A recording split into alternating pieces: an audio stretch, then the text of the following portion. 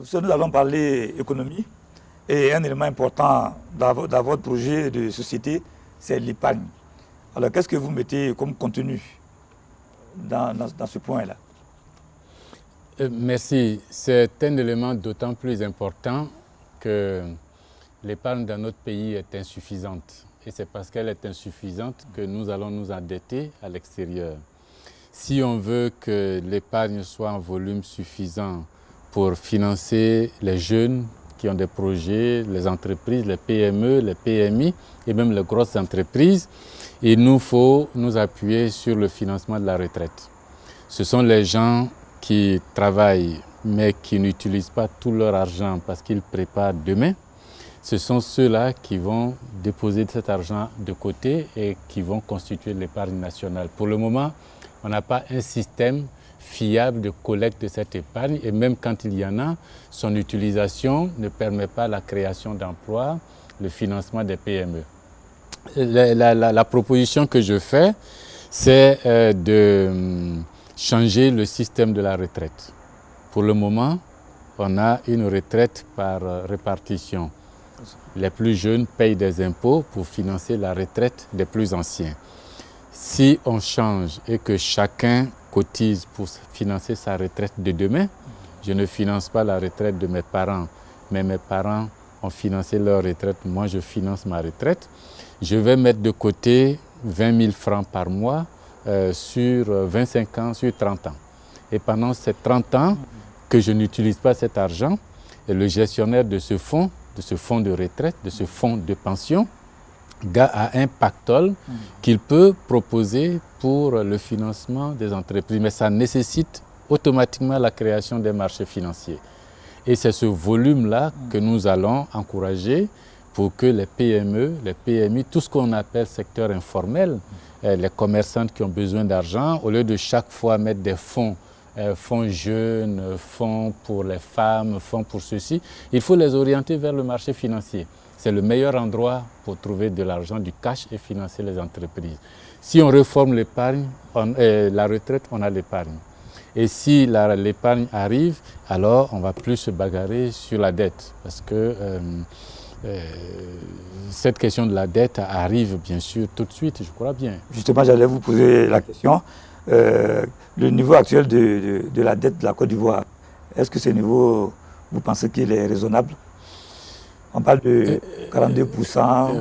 Oui, raisonnable, je ne peux pas dire, mais je constate que ceux qui nous disent que le niveau est bon parce qu'on est en dessous des 70% du PIB, c'est-à-dire que notre dette n'a pas encore atteint 70% de la production du pays, se trompent aussi parce que quand en 2011, nous avons atteint le point d'achèvement du PPTE, l'initiative pour les pays pauvres très endettés, nous avions 6 000 milliards de dettes. L'annulation de dettes entre griffes nous a conduit à 2 000 milliards parce qu'il y a eu 4 000 d'annulés. En juin 2012, nous avions 2 000 milliards de dettes à peu près. Aujourd'hui, nous avons 15 000 milliards de dettes. 15 000 milliards de dettes, on nous dira, ouais, bon, Koulibaly arrête, même les grands pays sont endettés, et puis on n'a pas atteint le seuil de 70%, et puis la dette, ce n'est pas ce qui importe, c'est l'utilisation qu'on en fait. C'est juste tout ça. C'est vrai qu'on n'a pas atteint les 70%, mais au moment où on entrait dans le PPTE, on était à 44-45%. Aujourd'hui, on est à 42%. Donc le seuil là ne signifie pas que c'est quand on y est qu'on a des problèmes avec la dette. Nous étions déjà à 42, on avait des problèmes. Et tous les grands pays s'endettent, oui, c'est vrai, le Japon est parmi les plus endettés, mais le Japon s'endette auprès des Japonais. Nous, on s'endette auprès des Américains, auprès des Européens. Et là, notre dette est largement libellée en euros. Ça veut dire que pour rembourser la dette, il faut qu'on achète des euros. Et si vous voyez l'agenda de remboursement de cette dette sur les 5 prochaines années, pas calculé par Koulibaly, mais calculé par le gouvernement ivoirien, c'est environ 400 milliards par an, le service de la dette. le service, les intérêts, pas le capital même. Et donc, il ne faut pas dire que comme c'est petit, comme on n'a pas les 40%, on n'a pas les 70%, ce n'est pas grave. Et puis, il ne faut pas se comparer aux grands pays.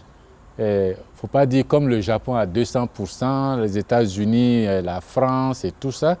Ceux-là fabriquent, le Japon fabrique Toyota, Honda, Mitsubishi. L'Allemagne a BMW, Mercedes, Audi. Les Américains, eux, vont sur la Lune. Les Français nous ont colonisés. Bon, si vous commencez par dire que ce qu'ils font là, dans ce domaine-là, c'est bien, bon, commençons par être démocratiques comme eux.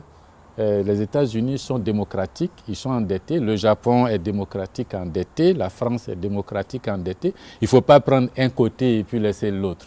Et puis, dernier l'élément, on dit oui, et même si la dette est là, 15 000 milliards, mais il faut regarder, on voit bien les réalisations, les ponts, les routes, le goudron, les infrastructures. Ça aussi, c'est vrai.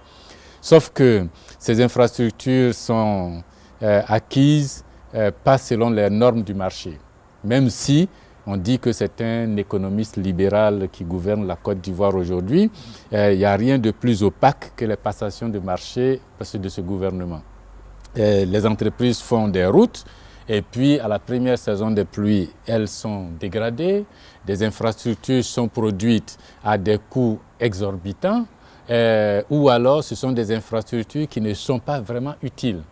Vous prenez un CHU du style de CHU de Cocody, équipé, 250 lits, avec l'IRM et tout ce qu'il y a de correct aujourd'hui comme équipement médical, on nous dit que ça va coûter 50 milliards de francs CFA.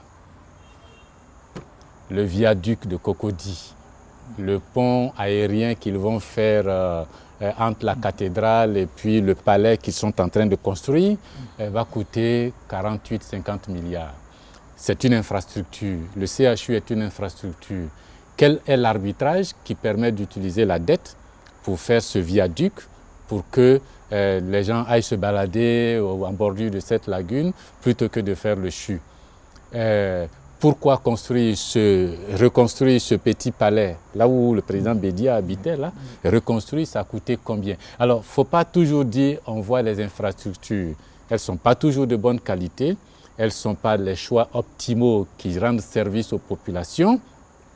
Et la Banque mondiale elle-même l'a dit, si vous prenez des prêts, que vous investissez dans les hommes, dans l'école, dans la santé, dans la qualité des hommes, vous les rendez plus aptes à rembourser plus tard. Si vous faites des palais, vous faites des infrastructures juste pour vous-même, bon, ces gars-là, ils vont rembourser plus tard, mais ils n'auront pas les compétences nécessaires pour avoir des niveaux de revenus suffisants pour rembourser. C'est toute la problématique de la dette. Ça. Du coup, bon, on est endetté, mais il n'y a pas d'emploi. Oui, mais qu'est-ce que vous proposez pour que le pays soit endetté le moins possible? Il y a déjà l'épargne qui augmente, oui. Ça permet de compter sur nous. Et puis, il y a toute la réforme qu'il va falloir faire sur les monopoles. Vous savez, on est dans un pays dans lequel le carburant qu'on sert dans les stations d'essence, là, c'est un monopole qui nous donne, la cire.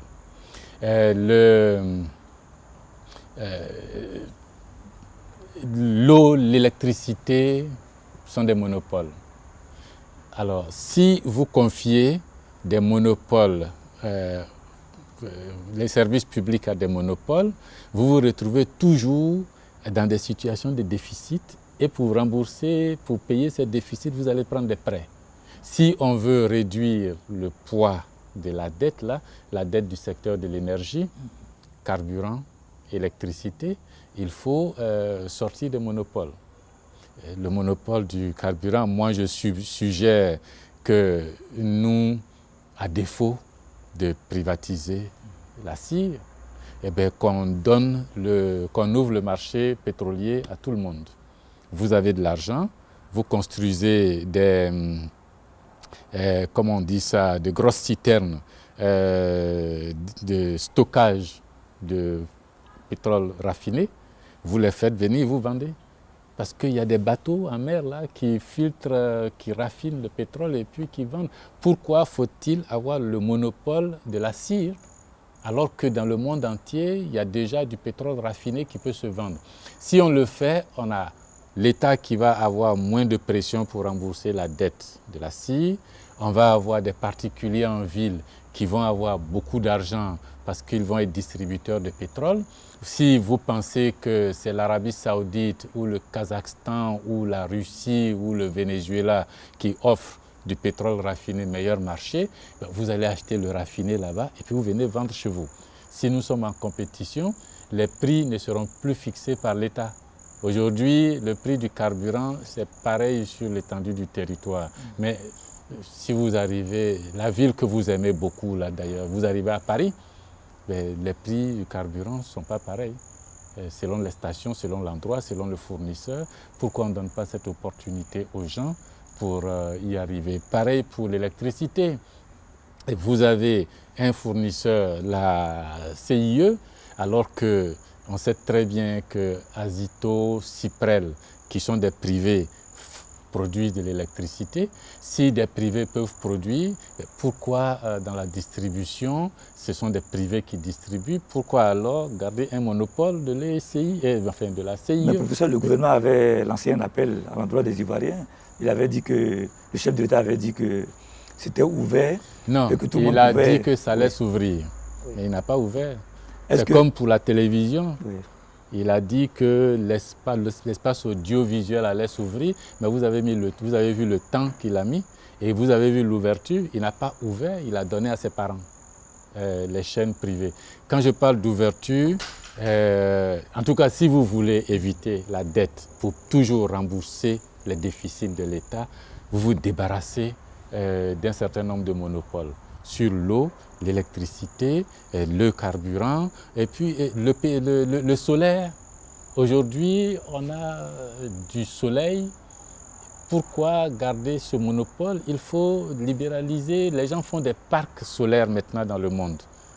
Et des parcs solaires, ils font des panneaux solaires sur plusieurs hectares, ils produisent l'électricité, ils vendent. Pourquoi faut-il un seul vendeur d'eau en Côte d'Ivoire?